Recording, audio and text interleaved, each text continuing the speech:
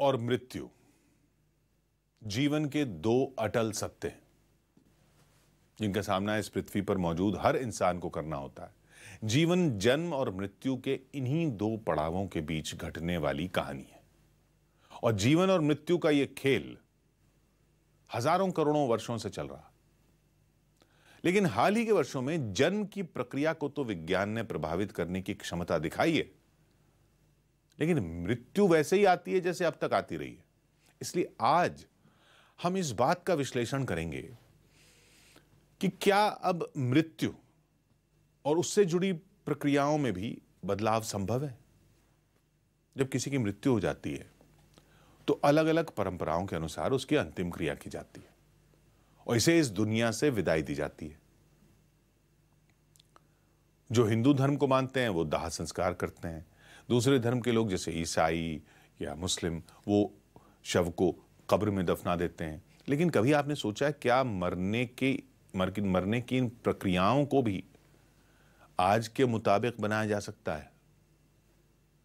आज हम इसी संभावना का एक विश्लेषण करेंगे, लेकिन उससे पहले हम ये स्पष्ट कर दें कि हम किसी की आस्था, किसी धर्म या किसी परंपरा पर सवाल नहीं उठा रहे हैं। हम केवल मृत्यु के बाद अंतिम क्रिया में आ रहे बदलावों पर आपके लिए एक एक्स्ट्रा विचार लेकर आए और इसके केंद्र में है इसी हफ्ते उत्तर प्रदेश के आगरा से आई एक खबर, जहां ईसाई धर्म ने कब्रों को लीज पर देने का फैसला किया है। आगरा में अब ईसाई समाज को 5 वर्ष की लीज पर देगा कब्र।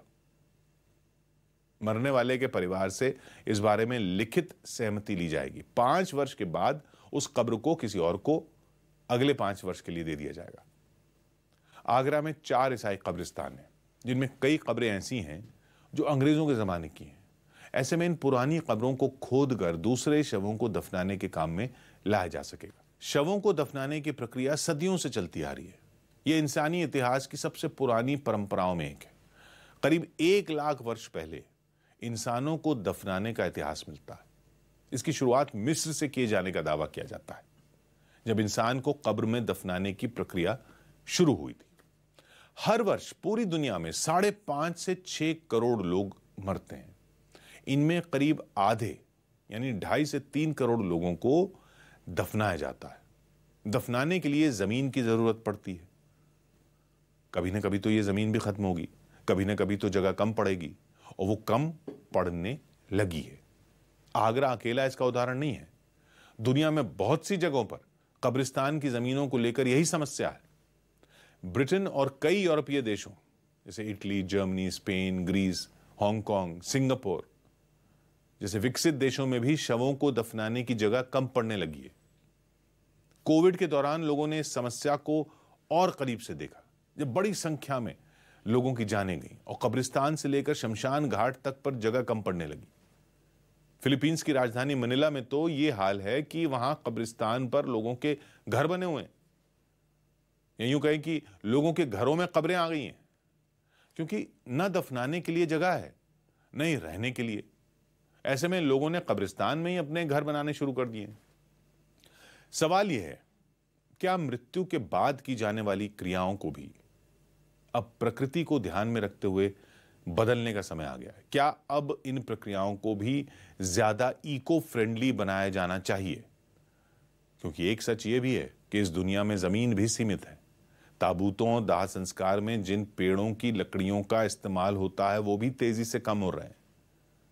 तो क्या ऐसे में अंतिम संस्कार की प्रक्रिया को ऐसा बनाना जरूरी हो गया है जो प्रकृति के अनुरूप हो? हम फिर से कहना चाहते हैं, हम किसी परंपरा पर सवाल नहीं उठा रहे, बस आधुनिक दुनिया की जरूरतों के मुताबिक एक नया विचार आपके सामने रख रहे हैं। उदाहरण के लिए शमशान घाटों में अब इको फ्रेंडली तरीका अपनाया जा रहा है, जहां लकड़ी की बजाय इलेक्ट्रिसिटी, सीएनजी से शवों का दाह संस्कार किया जा रहा है। यानी कि कहीं ना कहीं ये भाव तो लोगों के मन में है कि हम जीवन भर प्रकृति से कुछ ना कुछ लेते हैं, मरने के बाद भी प्रकृति को किसी न किसी तरह, किसी न किसी रूप में चोट पहुंचाते हैं। भारत में हर साल दाह संस्कार के लिए 3 लाख टन लकड़ी जलानी पड़ती है, जिसके लिए प्रतिवर्ष 5 से 6 करोड़ पेड़ काटे जाते हैं। इसी तरह दफनाने की प्रक्रिया के दौरान जो ताबूत इस्तेमाल होते हैं वो भी लकड़ी से तैयार होते हैं।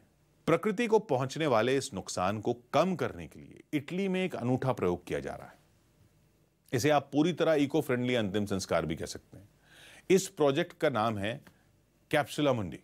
इसके तहत एक मृत व्यक्ति को एक कैप्सूल में डाल दिया जाता है जो कि बायोडिग्रेडेबल होता है, यानी ऐसा कैप्सूल जो अपने आप मिट्टी में मिल जाता है।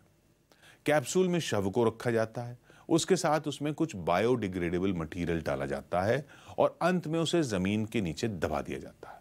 धीरे धीरे वो जमीन से पोषण सोखते हुए बायोडिग्रेड हो जाता है, यानी कि वो प्रकृति में मिल जाता है। उसके ऊपर एक पौधा उग जाता है, धीरे धीरे वो पौधा एक पेड़ बन जाता है। इस तरह कई सारे शव जब एक ही जगह कैप्सूल के रूप में दबाए जाते हैं और उनके ऊपर पेड़ उगाते हैं और कुछ ही वर्षों में एक हरा भरा जंगल तैयार हो जाता है। मरने से पहले ही कौन सा पेड़ लगाया जाएगा यह भी तय कर लिया जाता है। मृतक के परिवार के लोग चाहें तो उस पेड़ को पानी भी दे सकते हैं। हर पेड़ में एक इलेक्ट्रॉनिक चिप लगी होती है, जिससे इसका मकसद यह है कि भविष्य में मृतक के परिवार वाले पेड़ की पहचान कर पाएं। जीपीएस के जरिए परिवार के लोग पेड़ तक पहुंच सकते हैं, उसे गले लगा सकते हैं, उससे बातें कर सकते हैं, उसकी छांव में बैठकर पुरानी यादों को ताजा कर सकते हैं। एक तरह से यह मृत्यु से जीवन का बीज बोने का एक नया प्रयोग है। आमतौर पर मृत्यु को जीवन का अंत माना जाता है, लेकिन इस प्रयोग के तहत मृत्यु को ही अगले जीवन का एक बीज बनाने की कोशिश हो रही है। अमेरिका, कनाडा, यूनाइटेड किंगडम, यूरोपीय देशों में एक अलग तरह की अंतिम क्रिया भी प्रचलन में आई है। इस क्रिया का नाम है रेज़ुमेशन। इस प्रक्रिया में गर्म पानी और एसिड की मदद से मृत शरीर को खत्म किया जाता है, जिसके अंत में पानी और राख होती है। राख को मृतक के परिवार को सौंप दिया जाता है। इसे भारत में अस्थियां जमा करने जैसा कहा जा सकता है। पारसी समुदाय शवों को गिद्ध और दूसरे पक्षियों को खाने के लिए छोड़ देता है। दख्मा, जिसे टावर ऑफ साइलेंस भी कहते हैं, उस जगह शवों को पक्षियों के लिए छोड़ दिया जाता है। कुछ समय बाद पक्षी शवों को खा जाते हैं। दख्मा करीब 3000 वर्ष पुरानी परंपरा है। ऐसा करने वाले समुदायों का मानना है कि प्रकृति से आया इंसान प्रकृति में ही मिल जाता है। लेकिन इसका नाम है एक्वेमेशन। इस प्रक्रिया में मृतक के शरीर को कुछ घंटों के लिए पानी और एक विशेष तरह के मिश्रण में 150 डिग्री पर गर्म किया जाता है, जिसके अंत में शरीर का कोई भी हिस्सा, यहां तक कि टिश्यू और डीएनए भी नहीं बचता। यह तरीका फिलहाल केवल अमेरिकी राज्य वॉशिंगटन में ही इस्तेमाल किया जा रहा है। किसी का मरना, आपके पास से कोई चला गया, यह आसान नहीं होता। उसको आसान बनाने के लिए, आपको संभालने के लिए ही ये अंतिम क्रियाएं निश्चित की गई हैं। भले ही कोई सादे तरीके से अपनी जिंदगी जी जाए, लेकिन उसकी अंतिम क्रिया से उसकी मृत्यु को असाधारण बनाया जा सकता है। उसकी अंतिम क्रिया को इको फ्रेंडली या ग्रीन डेथ में बदला जा सकता है, जिसमें किसी तरह का कोई प्रदूषण भी ना हो। ऐसी मौत जिससे पृथ्वी और प्रकृति को कोई नुकसान ना पहुंचे। साथ ही कुछ ऐसा भी हो जिससे कि मरने के बाद भी किसी का अपने चाहने वालों के बीच जीवित होने का एहसास हो सके। आज के लिए इतना ही। मिलते हैं अगले शनिवार शाम 7 बजे कुछ ऐसी और खबरों के साथ। तब तक अपना ख्याल रखिए, स्वस्थ रहिए।